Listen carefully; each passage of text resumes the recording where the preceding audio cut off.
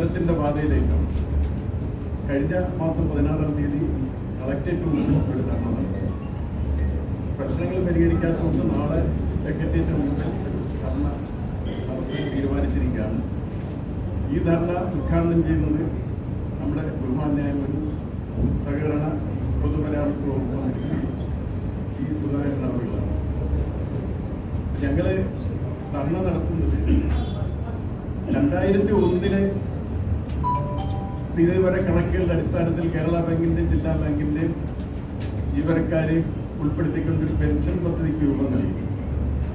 2001 അന്നെടുത്ത കണക്കുകളിലെ ഒരുപാട് മാറ്റം വന്ന്, ഒരുപാട് വികസനം വന്ന്. കേരള ബാങ്ക് എന്ന് പറയുന്നത് ഒട്ടേറെ വികസന പ്രവർത്തനങ്ങളും ഒട്ടേറെ ഡെപ്പോസിറ്റും വായ്പാ പ്രവർത്തനങ്ങളും നടത്തുന്നതായിട്ട് വരുന്ന അവകാശം. എന്നാൽ ജീവനക്കാർക്ക് അതിന്റെ ആനുകൂല്യം ലഭിക്കുന്നില്ല എന്നുള്ളതാണ് പറഞ്ഞത്. 2001 എടുത്ത അന്നത്തെ കണക്ക് പ്രകാരം നോക്കുമ്പോൾ ഞങ്ങൾക്ക് അന്ന് കിട്ടിക്കൊണ്ടിരുന്ന ശമ്പളം എന്ന് പറയുന്നത് മാക്സിമം ഒരു ശതമാനത്തിന് 20,000 രൂപ. 5 ശമ്പളവൽക്കരണം കഴിഞ്ഞു ജീവനക്കാർക്ക്. അതിന് ആനുപാതികമായ വർധന അവർക്ക് 2 ലക്ഷം രൂപയ്ക്ക് മുകളിൽ ഒരു ബ്രാഞ്ച് മാനേജർ പോലും ശമ്പളം വാങ്ങിക്കുമ്പോൾ ഇന്ന് ഞങ്ങൾക്ക് ആ ശമ്പളം 2 ലക്ഷം രൂപ വാങ്ങിക്കൊണ്ട് 45 ലക്ഷം രൂപ കോൺട്രിബ്യൂഷൻ അടച്ചിട്ട് പുറത്തിറങ്ങുന്ന ഞങ്ങളെപ്പോലുള്ള അന്ന് ജീവനക്കാരായിരുന്ന ഇന്ന് പെൻഷനാകുന്നവർക്ക് കിട്ടുന്ന വെറും 26,180 രൂപ മാത്രം.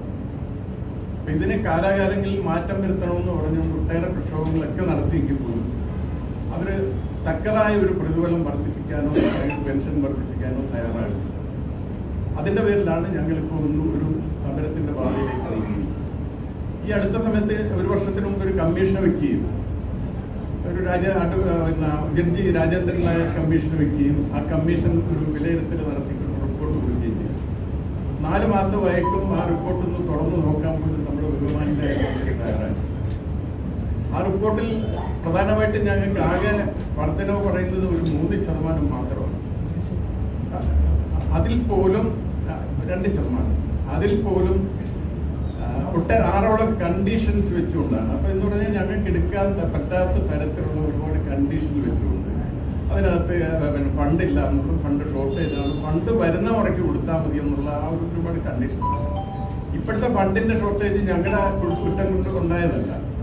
കേരള ബാങ്കിൽ നിന്ന് റിട്ടയർ ചെയ്തു പോകുന്നവര് ആനുപാതികമായ അവരുടെ വിഹിതം ഞങ്ങൾക്ക് നഷ്ടപ്പെടുന്നു. കാരണം എന്ന് പറഞ്ഞാൽ അവർക്ക് കിട്ടിക്കൊണ്ടിരുന്ന റിട്ടയർ ചെയ്യുമ്പോൾ കോൺട്രിബ്യൂഷൻ നഷ്ടപ്പെടുകയും അവർക്ക് പെൻഷൻ കൊടുക്കേണ്ട അവസ്ഥയിലേക്ക് എത്തുകയും ചെയ്യുന്നു. പക്ഷെ ഇപ്പൊ 1,500ഓളം ജീവനക്കാരുടെ ഷോർട്ടേജ് കേരള ബാങ്കിലുണ്ട്. ആ ജീവനക്കാരെ നിയമിച്ചെങ്കിൽ മാത്രമേ അവരുടെ കോൺട്രിബ്യൂഷൻ കൂടി വന്നെങ്കിൽ മാത്രമേ ഈ ഫണ്ട് കൂടുതൽ ആകർഷകമാക്കാൻ കഴിയുള്ളൂ. അതിന് കുറച്ച് നിർദ്ദേശങ്ങളൊക്കെ 5 കൊല്ലത്തിന് മുമ്പ് ഒരു കമ്മീഷൻ വെച്ച് അവരും കൊടുത്തിട്ടുണ്ട്. ഇപ്പോഴത്തെ കമ്മീഷൻ വെച്ചതായിട്ടാണ് ഞങ്ങൾ അറിയുന്നത്. ഞങ്ങൾക്ക് പക്ഷേ ഇതിന്റെ ആനുകൂല്യങ്ങൾ കിട്ടാൻ വേണ്ടിയുള്ള ഒരു നടപടിക്രമങ്ങൾ എടുത്തിട്ടുണ്ട്. അപ്പൊ ഈ അടുത്ത സമയത്ത് ഒരു ഉത്തരവ് ഗവൺമെന്റ് ഇറക്കി. 5%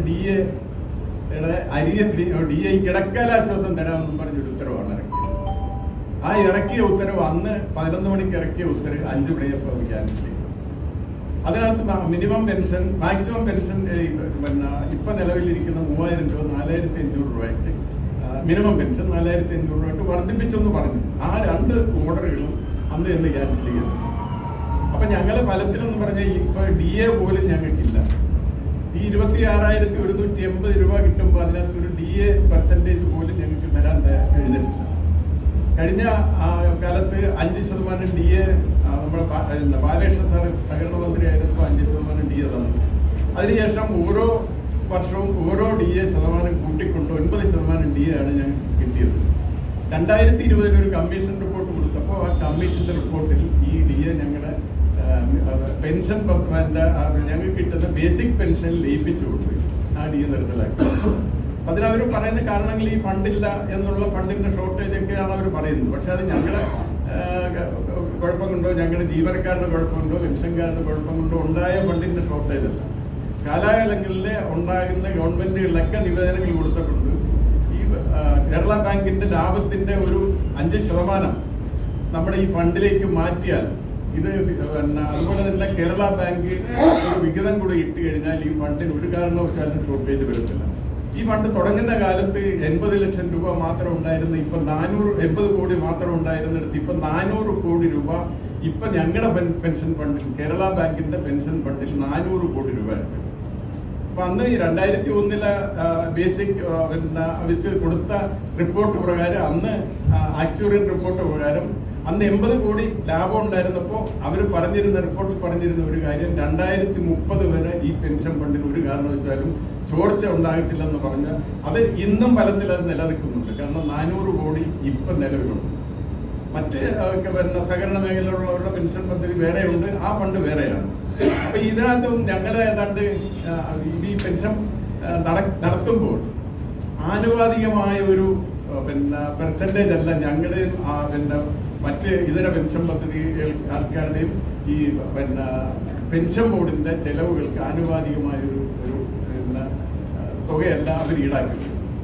ഞങ്ങളുടെ 40% അവരുടെ 60% വെച്ചാണ് കിട്ടുന്നത്. കാരണം പെൻഷൻ ബോർഡിന്റെ ചെലവിന്റെ 60% പ്രൈമറി സംഘത്തിന്റെ പെൻഷൻകാരും 40% ഞങ്ങളത് എടുക്കുകയാണ്. ഞങ്ങളെ സംബന്ധിച്ച് ആ 15% മാത്രം എടുക്കാനുള്ള മെമ്പർമാർ മാത്രമേ ഞങ്ങൾ ഇന്ന് ഞങ്ങളുടെ പെൻഷൻ ബോർഡിലുള്ളൂ. കാരണം കൂടുതൽ ആൾക്കാരും പ്രൈമറി സംഘത്തിന്റെ. പക്ഷെ ഇതും ആനുപാതികമായി എടുക്കാൻ പോലും അവർ തയ്യാറായിട്ടില്ല. ആനുപാതികമായിട്ട് എടുക്കുകയാണെന്നുണ്ടെങ്കിൽ ഞങ്ങളുടെ ഫണ്ടിൽ ഒരു കാലത്തും ഷോർട്ടേജ് ഉണ്ടാകും. അപ്പൊ അത്തരത്തിലുള്ള ഒരുപാട് ന്യൂനതകൾ ഈ പെൻഷൻ പദ്ധതിയിലുണ്ട്. ഇപ്പൊ കൊടുത്തിരിക്കുന്ന റിപ്പോർട്ട് അടിയന്തരമായി നടപടി സ്വീകരിക്കണമെന്ന് പറഞ്ഞ് ഞങ്ങൾ മന്ത്രിക്കും, ബഹുമാന്യായ മന്ത്രിക്കും, സഹകരണ രജിസ്ട്രാർക്കും, സഹകരണ സംഘം, പെൻഷൻ ബോർഡിനും, കേരള സെക്രട്ടറിക്കും, പെൻഷൻ ബോർഡിനും, നമ്മുടെ കേരള ബാങ്കിനും നമ്മൾ കൊടുത്തിട്ടുണ്ട്. എന്നിട്ട് അതൊന്നും പരിഗണിക്കാൻ ഇതുവരെ തയ്യാറായിട്ടില്ല. ഇതിനകത്ത് 2020 കൊടുത്ത കമ്മീഷന്റെ റിപ്പോർട്ടിൽ പറയുന്നുണ്ട് ഈ പെൻഷൻ പദ്ധതി കേരള ബാങ്ക് വഴി നടപ്പിലാക്കണമെന്ന് പറയുന്നു. ആ 5 വർഷം കഴിഞ്ഞിട്ടും അത് നടപ്പിലാക്കാനുള്ള ഒരു തീരുമാനവും ഇന്ന് വരെ കേരള ബാങ്ക് കൊടുത്തിട്ടില്ല, ഗവൺമെന്റ് കൊടുത്തിട്ടില്ല. അതുപോലെ തന്നെ ഇപ്പൊ കൊടുത്തിരിക്കുന്ന റിപ്പോർട്ടിലും കേരള ബാങ്ക് ഏറ്റെടുക്കണമെന്ന് പറയുന്നതാണ് നമ്മൾ മനസ്സിലാക്കുന്നത്. ഞങ്ങൾക്ക് ആ റിപ്പോർട്ടിന്റെ കോപ്പി കിട്ടിയിട്ടില്ല, അത് പുറത്ത് വന്നിട്ടില്ല. 5 മാസം കഴിഞ്ഞിട്ടും അത് പുറത്ത് കൊണ്ടിട്ടില്ല. അതാണ് അത് സംബന്ധിച്ച അവസ്ഥ. അതുപോലെ തന്നെ മറ്റൊരു കാര്യം എന്ന് പറഞ്ഞാൽ ഞങ്ങളെ സംബന്ധിച്ച് ഞങ്ങൾ 58 വയസ്സ് കഴിഞ്ഞ ആൾക്കാരാണ്. ഞങ്ങൾ ഒട്ടേറെ ആൾക്കാർക്ക് മറ്റ് പലവിധ അസുഖങ്ങളുണ്ട്. ഒരു മെഡിക്കൽ ഇൻഷുറൻസ് പദ്ധതി നടപ്പിലാക്കണമെന്ന് പറഞ്ഞിട്ട് അത് നടപ്പിലാക്കാൻ അവർ ഇന്ന് വരെ തയ്യാറായിട്ടില്ല. ഞങ്ങളുടെ സംഘടന കേരള ബാങ്ക് റിട്ടയറേഴ്സ് അസോസിയേഷൻ 2000 മുതൽ 2020 മുതൽ ഞങ്ങളായിട്ട് ഞങ്ങളുടെ സംഘടനയായിട്ടൊരു പദ്ധതി ഞങ്ങൾ നടപ്പിലാക്കുന്നുണ്ട്. അത് ഇന്നും ഞങ്ങൾ 5 വർഷമായിട്ട് നടത്തിക്കൊണ്ടുപോവുകയാണ്. ഞങ്ങൾ തുടക്കത്തിൽ ഞങ്ങൾക്ക് 13,000 ആയിരുന്നത് അടുത്ത 21 ഞങ്ങൾ 8,000 രൂപ അടച്ചുകൊണ്ടാണ് ആ പദ്ധതി 3 ലക്ഷം രൂപയ്ക്ക് നടപ്പിലാക്കിയത്. അത് കഴിഞ്ഞിട്ട് 22,000 ആയി. ഇപ്പൊ ഞങ്ങൾ കഴിഞ്ഞ വർഷം എടുത്തിരിക്കുന്ന പോളിസി എന്ന് പറഞ്ഞാൽ 3 ലക്ഷം രൂപയ്ക്ക് 41,000 രൂപ ഞങ്ങൾ അടയ്ക്കേണ്ട ഒരു ഗതികേടിലാണ് ഞങ്ങൾ എത്തിയിരിക്കുന്നത്. ഈ 41,000 രൂപ അടയ്ക്കുമ്പോൾ ഞങ്ങൾ എവിടുന്നാണ് ഞങ്ങൾക്ക് അതിന് ആനുപാതികം ഒരു പെൻഷൻ പോലും കിട്ടുന്നില്ല. മാക്സിമം 26,180 രൂപ മാത്രമാണ് ഞങ്ങൾക്ക് കിട്ടുന്നത്. അതുകൊണ്ട് ഞങ്ങൾക്ക് ഈ പറഞ്ഞ പോലെ ഞങ്ങളെ മെഡിക്കൽ ഇൻഷുറൻസ് പദ്ധതി അടിയന്തരമായിട്ട് നടപ്പിലാക്കണമെന്നാണ് ഞങ്ങളുടെ ആവശ്യം. അപ്പൊ ഇങ്ങനെയുള്ള ആവശ്യങ്ങളെല്ലാം വെച്ചുകൊണ്ടാണ് നാളെ നമ്മൾ സമരം നടത്തുന്നത്. ആ സമരത്തിൽ നിങ്ങളെ എല്ലാം വന്ന് ആ സമരത്തിൽ ഞങ്ങളെ പങ്കാളിയാകുകയും ഞങ്ങളെ ഇതിനൊരു വലിയ പബ്ലിസിറ്റി കൊടുക്കുകയും ചെയ്യണം. പിന്നെ ഒരു കാര്യം കൂടി എനിക്ക് പറയാനുള്ളതെന്ന് പറഞ്ഞാൽ നമ്മുടെ ഞങ്ങൾ ഏത് സമരം നടത്തിയാലും കേരള അടിസ്ഥാനത്തിലാണ് സമരം നടത്തുന്നത്. സംസ്ഥാനം ഒട്ടാകെ നടക്കുന്ന കേരളത്തിലെ 14 ജില്ലകളിലെയും ആൾക്കാർ പങ്കെടുക്കുന്ന ഒരു പരിപാടിയാണ് നാളെ നടക്കുന്നത്. അപ്പൊ ഇവിടെ സാധാരണഗതിയിൽ നമ്മളൊരു വാർത്ത കൊടുത്തു കഴിഞ്ഞാൽ ഇപ്പൊ നമുക്കറിയാം ഓരോ ജില്ലയിലാണ് നമ്മുടെ ഓരോ ജില്ല കേന്ദ്രീകരിച്ച് മാത്രമേ വാർത്ത വരുന്നുള്ളൂ. അപ്പൊ അങ്ങനെ വരുമ്പോൾ ഞങ്ങളുടെ ഈ വാർത്തയ്ക്ക് ഒരു പ്രാധാന്യം വരുന്നതിന് വേണ്ടി സംസ്ഥാന അടിസ്ഥാനത്തിൽ തന്നെ ഈ വാർത്ത കൊടുക്കണമെന്നാണ് ഞങ്ങളുടെ ഒരു അഭ്യർത്ഥന. അതിനുവേണ്ടി നിങ്ങൾ വേണ്ട സഹായം ചെയ്യണമെന്നും അഭ്യർത്ഥിച്ചുകൊണ്ട് നിർത്തുന്നു. ഞങ്ങളുടെ ജനറൽ സെക്രട്ടറി രാമകൃഷ്ണൻ. ധർമ്മയ്ക്ക് ആധാരമായ കാര്യങ്ങളൊക്കെ നമ്മളെ പ്രസിഡന്റ് സംസാരിച്ചു. നാളെ ധർമ്മ ഉദ്ഘാടനം ചെയ്യുന്നത് ഞങ്ങൾക്ക് ജില്ലാ സഹകരണ ബാങ്ക് അല്ലെങ്കിൽ കേരള ബാങ്ക് ജീവനക്കാർക്ക് പെൻഷൻ അനുവദിച്ചു തന്ന അന്നത്തെ മന്ത്രി തന്നെയായ ശ്രീ ജി സുധാകരനാണ്. പിന്നെ മുൻ മന്ത്രിയായ C Divakaran, S Sivakumar, CMP സംസ്ഥാന general secretary CP John, ET Tyson master MLA, P Ubaidulla MLA, പിന്നെ Kerala bank employees Congress general secretary Shyamkumar, ജില്ലാ സെക്രട്ടറി സുബിൻ ബാബു, വേണു, SK നായർ തുടങ്ങിയവരൊക്കെ നമ്മുടെ ധർണയെ അഭിസംബോധന ചെയ്ത് സംസാരിക്കുന്നുണ്ട്. ഏറ്റവും പ്രധാനമായിട്ടുള്ള ആവശ്യം ഞങ്ങൾക്ക് കിട്ടിക്കൊണ്ടിരുന്ന 9% DA ഏകപക്ഷീയമായി സർക്കാർ നിർത്തൽ ചെയ്യുകയാണ്. ആ പരിപാടി അവസാനിപ്പിക്കണമെന്നും DA പുനഃസ്ഥാപിക്കണമെന്ന് പറഞ്ഞ് ഞങ്ങൾ സമരം ചെയ്യുകയും ഹൈക്കോടതിയുടെ ഒരു നിർദ്ദേശത്തെ തുടർന്ന് ഈ കാര്യം പരിഗണിക്കണമെന്ന് പറഞ്ഞിട്ട് 1 വർഷം കഴിഞ്ഞിട്ടാണ് ഗവൺമെൻറ് അതിന് തയ്യാറായത്. അതിനുശേഷം ഒരു കമ്മിറ്റിയെ വെച്ചു 4 മാസം കൊണ്ട് റിപ്പോർട്ട് കൊടുക്കാൻ പറഞ്ഞിട്ട് 14 മാസം എടുത്തിട്ടാണ് അവർ റിപ്പോർട്ട് കൊടുത്തത്. 14 മാസം കഴിഞ്ഞ് റിപ്പോർട്ട് വാങ്ങിയ ശേഷം 4 മാസം കഴിഞ്ഞ് 5 മാസമായി. എന്നിട്ടും ആ റിപ്പോർട്ട് പുറത്തുവിടാനോ അത് ബന്ധപ്പെട്ട ആളുകളുമായിട്ട് ചർച്ച ചെയ്യാനോ സർക്കാർ തയ്യാറായിട്ടില്ല. ഇതിന് പ്രതിഷേധിച്ചാണ് ഞങ്ങൾ 16-ാം തീയതി എല്ലാ ജില്ലാ ആസ്ഥാനങ്ങളിലും ധർണ നടത്തിയത്. ഉടനെ തന്നെ 23-ാം തീയതി 5% DA 4,500 രൂപയാക്കി മിനിമം പെൻഷൻ വർദ്ധിപ്പിച്ചുകൊണ്ട് ഒരു ഉത്തരവിറക്കി. കേരളത്തിന്റെ ചരിത്രത്തിൽ തന്നെ ഒരു ദിവസം ഇറക്കിയ ഉത്തരവ് അന്ന് തന്നെ റദ്ദ് ചെയ്യുന്നത് ആദ്യമായിട്ടായിരുന്നു. കേരളത്തിന്റെ അല്ല, ഇന്ത്യയിലെ ചരിത്രത്തിൽ തന്നെ. അത് ഞങ്ങളുടെ പെൻഷൻ പദ്ധതി. ഞങ്ങളുടെ പെൻഷൻ പദ്ധതി സ്വാശ്രയ പെൻഷൻ പദ്ധതിയാണ്. സർക്കാരിന്റെ ഒരു ഫണ്ടും ഞങ്ങൾക്ക് തരുന്നില്ല. ഞങ്ങളെ PF വിഹിതം മാത്രം ഉപയോഗിച്ചിട്ടുള്ള പെൻഷൻ പദ്ധതിയാണ്. അതിന് ന്യായമായ ഒരു വർധനവ് വേണമെന്ന് മാത്രമാണ് ഞങ്ങൾ ആവശ്യപ്പെടുന്നത്.